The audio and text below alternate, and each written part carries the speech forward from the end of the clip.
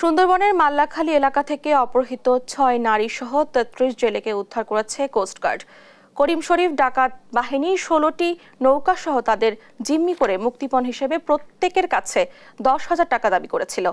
এ খবরে বুধবার বেলা ১১টা থেকে সন্ধ্যা ৭টা পর্যন্ত সুন্দরবনের করকরি নদীর মাল্লাখালী এলাকায় অভিযান পরিচালনা করে কোস্টগার্ড।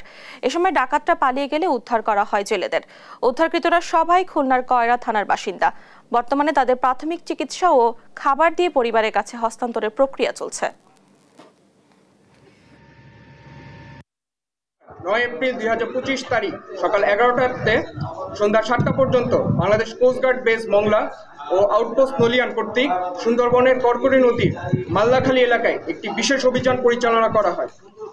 অভিযান চলাকালীন কোস্টগার্ডের উপস্থিতি টের পেয়ে ডাকাত দল ফাঁকা গুলি ছড়ে অতি দ্রুত বনে পালিয়ে যায়।